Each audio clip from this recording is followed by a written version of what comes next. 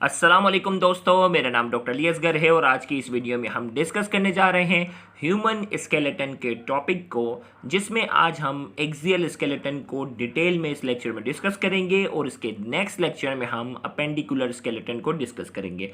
तो आज के इस लेक्चर को शुरू करने से पहले एज यूजुअल आपसे रिक्वेस्ट करेंगे कि अगर आपने अब तक हमारे इस चैनल को सब्सक्राइब नहीं किया, जो कि सिंध बोर्ड टीचिंग के नाम से है, तो काइंडली आज ही आप हमारे इस चैनल को सब्सक्राइब करें और साथ ही साथ बेल आइकन को लाजमी क्लिक करें ताकि हमारी अपलोड करता तमाम इंपॉर्टेंट वीडियोस की नोटिफिकेशन आपको रिसीव हो सके।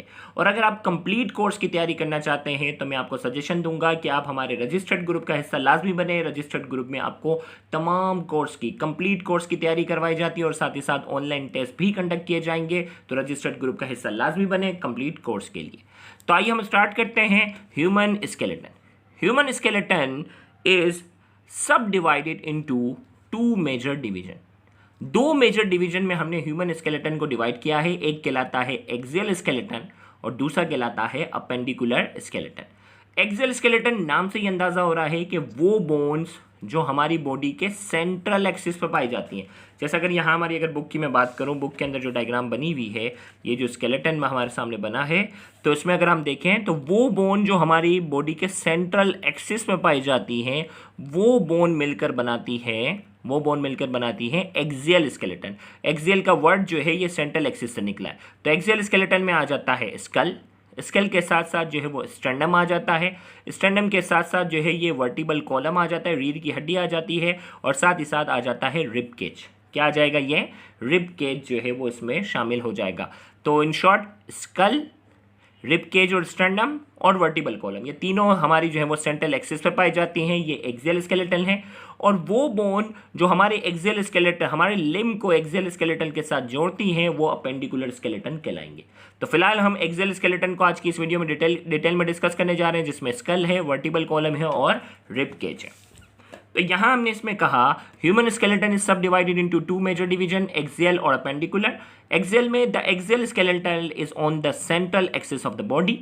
ये सेंट्रल एक्सिस पे होता है। It comprises of the following: skull, vertebral column और thoracic cage. One by one पढ़ने जा रहे हैं। इस लेक्चर को तवज्जो से सुनना, क्योंकि इस लेक्चर के एंड में आपसे पूछे जाएंगे कुछ सवालात। अगर आपने लेक्चर तवज्जो के साथ सुना होगा तो उन तमाम सवालात के जवाब आप फर्स्ट गो में बिल्कुल सही दे सकेंगे। तो नोट करके यहाँ एक इंपॉर्टेंट बात, क्योंकि देखें एमडीकेट पॉइंट ऑफ व्यू से या एमसीक्यू पॉइंट ऑफ व्यू में यहाँ नंबर ऑफ बोन्स की बड़ी गेम है कि भाई कौन से सिस्टम में कितनी बोन्स है। ये वाले एमसीक्यू बड़े इनके फेवरेट होते हैं। Axial skeleton has 80 bones. Axial skeleton जो हम पढ़ने जा रहे हैं इसमें टोटल बोन्स की तादाद जो है वो कितनी है? 80 bones. 28 bones in the skull. Skull के अंदर कितनी बोन्स हैं? 28। वन हायोड बोन, आगे हम इसकी बात करेंगे, यू शेप बोन होती है। 26 bones in the vertebral column, रीढ़ की हड्डी में जो है वो 26 बोन्स हैं। 24 रिब्स, जो 12 पेयर होते हैं रिब्स की, पसलियां जिसे हम कहते हैं, और 1 स्टैंडअप। अब आप काउंट कर लें, 28 + 1 30 हो गए, 30 और ये 26 56 हो गए, 56 में 24 प्लस करो तो 80 बन जाती हैं टोटल। आइए हम सबसे पहले बात करेंगे स्कल की। Skulls are the skull bone are further divided into the following. Skull को हम जो है वो मजीद डिवाइड कर देते हैं क्रेनियल बोन्स में, फेशियल बोन्स में और ऑडिटरी ऑसिकल्स में। सबसे पहले हम बात करेंगे cranial bones. Cranial bone school का वो हिस्सा है, गौर से सुनिएगा, क्रेनियल बोन्स वो हिस्सा होता है जो हमारे दिमाग को प्रोटेक्ट करता है। The cranial bones protect brain, ये दिमाग को प्रोटेक्ट करता है। इन provide attachment for the essential receptor organ, ये ब्रेन को प्रोटेक्ट करता है और ब्रेन से निकलने वाले कुछ इंपॉर्टेंट रिसेप्टर्स जो होते हैं उनकी अटैचमेंट भी प्रोवाइड करता है। There are 8 cranial bones. Cranial bones की तादाद कितनी है? 8। 2 पैराइटल, 2 टेम्पोरल, 1 फ्रंटल, 1 ऑक्सीपिटल और 1 इथमॉइड एंड 1 स्फीनॉइड। अगर मैं स्कल का टॉप व्यू बात करूँ ना, अगर देखें मैं स्कल हमारी बुक की अगर मैं बात करते हैं, स्कल का अगर जो दिमाग को जो प्रोटेक्ट कर रहा है, अगर मैं इसका टॉप व्यू बनाकर आपको बताऊं कि हमारा जो स्कल है ना, इसका ये टॉप व्यू है। फ्रंट पर जो बोन होती है ये फ्रंटल बोन कहलाती है और बैक पर जो बोन होती है ये ऑक्सीपिटल बोन कहलाती है। फिर बीच में जो बोन आती हैं वो पैराइटल बोन होती है, वो 2 होती हैं। बीच में जो है वो 2 पैराइटल बोन है और जो साइड पर जो है वो ये क्या है? 2 टेम्पोरल है। तो कितना हो गया? 1 फ्रंटल, 1 ऑक्सीपिटल, 2 पैराइटल, 2 टेम्पोरल। ये हुआ 2 पैराइटल, 2 टेम्पोरल, 1 फ्रंटल, 1 ऑक्सीपिटल। अब इथमॉइड और स्फीनॉइड जो है, यहाँ मैं बुक की डायग्राम से आपको थोड़ा सा बताने की कोशिश करता हूँ। बुक की डायग्राम से अगर मैं बात करूँ कि यहाँ इस डायग्राम को अगर थोड़ा सा हम फोकस कर लें तो ये अगर देखें टेम्पोरल बोन थी ना, देखें पैराइटल था, पैराइटल के नीचे टेम्पोरल थी, टेम्पोरल से आगे एक छोटी सी बोन होती है, उसे कहते हैं स्फीनॉइड, और स्फीनॉइड से आगे जो है हमारी जो आँखों वाली जो कैविटी है उसमें ये जो छोटी सी बोन होती है इथमॉइड, इथमॉइड है, और टेम्पोरल से आगे जो है वो क्या है, स्फीनॉइड है। ये हो गए बोन। तो ये मिलकर हमारी जो बनाती हैं क्रेनियम बनाती हैं, जो कि हमारे ब्रेन को क्या करते हैं, प्रोटेक्ट करते हैं। तो हमने कहा 2 parietal, 2 temporal, 1 frontal, 1 occipital, 1 ethmoid और 1 स्फीनॉइड। ये हो गया भाई। फेशियल बोन को डिटेल में ज़्यादा नहीं किया डिस्कस, क्योंकि ये इंशाल्लाह एमबीबीएस में आप में से जो बच्चे पहुंचेंगे वो फेशियल बोन को भी फिर डिटेल में डिस्कस करेंगे। The facial bones protect soft tissue of the face, हमारे फेस के सॉफ्ट टिश्यू को प्रोटेक्ट करते हैं, एंड हेल्प इन ब्रीथिंग, सांस लेने में, eating, facial expression, speech and structure, हमारी बॉडी का जो फेस का स्ट्रक्चर है वो बनाने में, हमारे फेस के सॉफ्ट टिश्यू को प्रोटेक्ट करने में, सांस लेने में, खाना खाने में, और फेशियल एक्सप्रेशन जो हम मुस्कुराते हैं, रोते हैं, जो भी कंडीशन होती है उसमें ये हेल्प करता है। स्पीच बोलने में क्या करते हैं, ये फेशियल बोन मदद देती हैं। अब बात आ जाती है ऑडिटरी ऑसिकल्स। ऑडिटरी ऑसिकल्स जो है हमारी बॉडी की सबसे छोटी बोन्स है, स्मॉलेस्ट बोन अगर आपसे पूछा जाए तो आपका आंसर होगा ऑडिटरी ऑसिकल्स, और इसका ताल्लुक है ऑडिटरी सिस्टम से। हमारा जो सुनने का जो निज़ाम होता है ये कहलाता है ऑडिटरी सिस्टम, तो ये ऑडिटरी सिस्टम का हिस्सा है। The auditory ossicles help in transmission of sound waves, sound waves की ट्रांसमिशन में हेल्प करते हैं, from external environment to inner air, बाहर के इन्वायरमेंट में जो साउंड होता है उस साउंड को पिक करके अंदरूनी एयर तक पहुंचाने का काम करते हैं। दे आर 6, इनकी तादाद जो है वो 6 है, 2 मेलियस, 2 स्टेप्स एंड 2 आइनकस। ये छोटी छोटी बोन्स हमारे कान के अंदर है, हमारे ऑडिटरी सिस्टम में मौजूद है, 2 मेलियस हैं, 2 स्टेप्स हैं और 2 आइनकस हैं। फिर इसके बाद आ जाती है हायोड बोन, जो कि यू शेप बोन होती है। अब हायोड बोन जो है वो क्या है, हमारे स्कल और वर्टिबल कॉलम के दरमियान है, हमारे स्कल और वर्टिकल कॉलम के दरमियान जो है ये क्या होती है, हायोड बोन होती है। जैसे अगर मैं यहाँ बात करूँ ना, गौर से सुनिएगा, ये स्कल है ना, स्कल खत्म होगा, उसके बाद वर्टिबल कॉलम आती है, तो एक छोटी सी इनसे पहले आ जाती है एक हायोड बोन जो कि यू शेप बोन होती है। तो यहाँ हमने कहा कि a bone lies in between skull and post cranial skeleton, यानी हमने कहा स्कल और पोस्ट क्रेनियल स्केलेटन यानी वर्टिबल कॉलम, इनके दरमियान जो होती है वो कहती है hyoid bone, called hyoid bone. It is U shape, ये यू शेप है, and provide attachment for the tongue, tongue के मसल्स को प्रोवाइड है, जबान के मसल्स को अटैचमेंट प्रोवाइड करने में मदद देती है, and muscles of the oral cavity, oral cavity के मसल्स को अटैचमेंट प्रोवाइड करने में भी मदद देती है। अब हम आ जाते हैं वर्टिबल कॉलम, रीढ़ की हड्डी की बात करेंगे। The vertebral column protect spinal cord and serve as a site for blood cell production, ये हमारे स्पाइनल कॉर्ड को क्या करती है, प्रोटेक्शन करती है, और ब्लड सेल की फॉर्मेशन में भी इनका अहम किरदार होता है। इट कंसिस्ट ऑफ, अब ये वर्टिबल कॉलम की क्या है, 7 cervical vertebra which are present in neck, हमारी गर्दन में कितनी वर्टिब्रा हैं, 7, और उनको कहते हैं सर्वाइकल। अगर आपसे पूछा जाए नेक के अंदर जो वर्टिब्रा होती हैं उन वर्टिब्रा को क्या कहते हैं, तो आपका आंसर होगा सर्वाइकल वर्टिब्रा। आपसे पूछा जाए इनकी तादाद कितनी होती है, 7। फिर से देखिए हमारे थोरेसिक कैविटी आ जाती है, तो हमने कहा 12 thoracic vertebra which are present in chest and interiorly attach with the ribs, हमने कहा ये जो है थोरेसिक हमारे चेस्ट जो है ना, चेस्ट के पीछे जो रीढ़ की हड्डी वाला हिस्सा होता है वो थोरेसिक वर्टिब्रा कहलाता है। इनकी तादाद होती है 12, और ये रिब्स से क्या होती हैं, अटैचमेंट प्रोवाइड करती हैं। First 5 lumbar vertebra which are present in abdominal region behind the chest, और हमारे पेट के रीजन पे जो रीढ़ की हड्डी होती है उसे लंबर कहते हैं, और इनकी तादाद होती है 5। कितनी होती है, 5।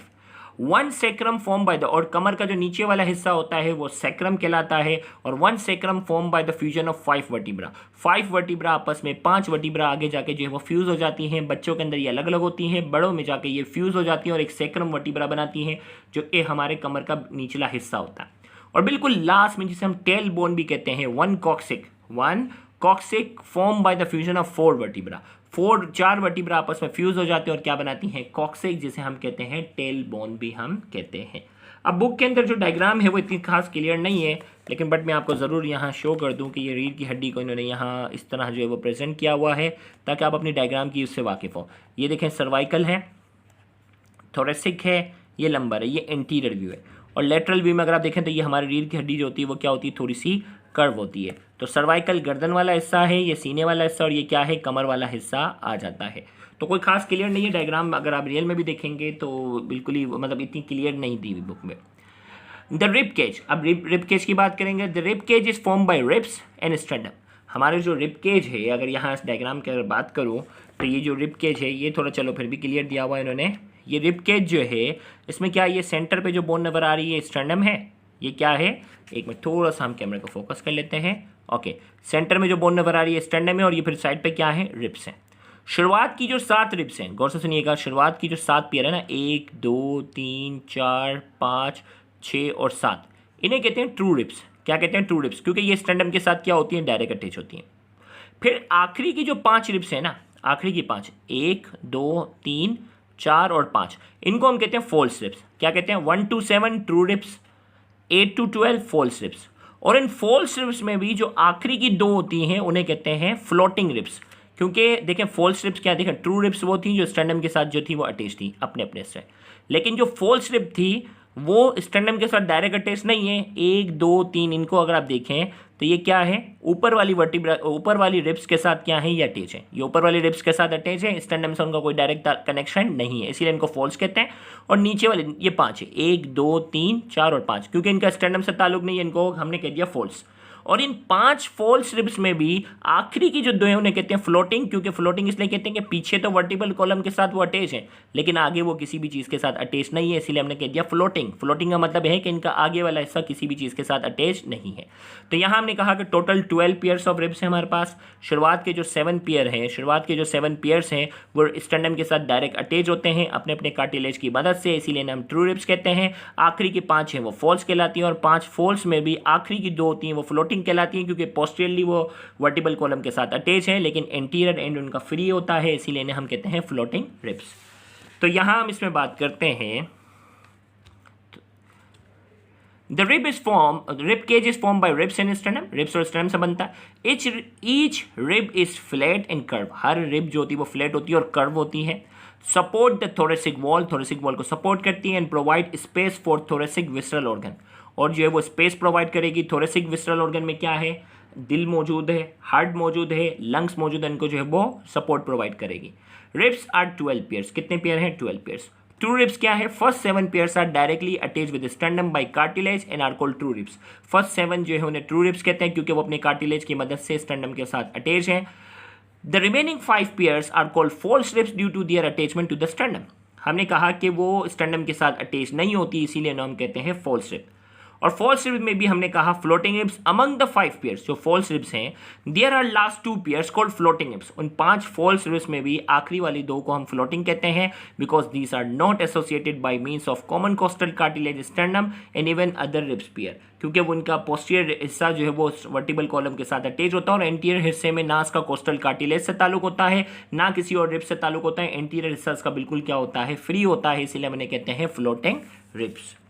अब जो है वो एक्सियल स्केलेटन से रिलेटेड जो है वो लेक्चर हमारा मुकम्मल हुआ। अब आपसे पूछे जाएंगे कुछ 15 सवालात। अगर आपने ये लेक्चर तवज्जो से सुना है तो इन 15 की पॉइंट्स जो कि एमसीक्यू बन के आ सकते हैं, उनके जवाब आप बिल्कुल सही दे सकेंगे।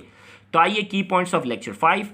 Axial skeleton has dash mode. Axial skeleton में बोन्स की तादाद बतानी है। Dash bones in the skull, skull के अंदर बोन्स की तादाद। Dash bones in the vertebral column, vertebral column में बोन्स की तादाद। रिब्स की तादाद। Dash bones in the cranium, craniums के अंदर बोन की तादाद बतानी है। Number of auditory ossicles, ossicles की नंबर ऑफ बोन बतानी है।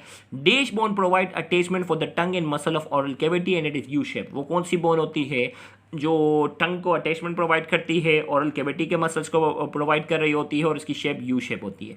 Dash cervical vertebra, cervical vertebra की तादाद। थोरेसिक वर्टिब्रा की तादाद। Sacrum is form by the fusion of dash vertebra. Sacrum कितनी बोन की फ्यूजन की वजह से बनती है, उनकी तादाद बतानी है। Coccyx is fuse by the fusion of dash vertebra, कितनी वर्टिब्रा की फ्यूजन की वजह से बनती है।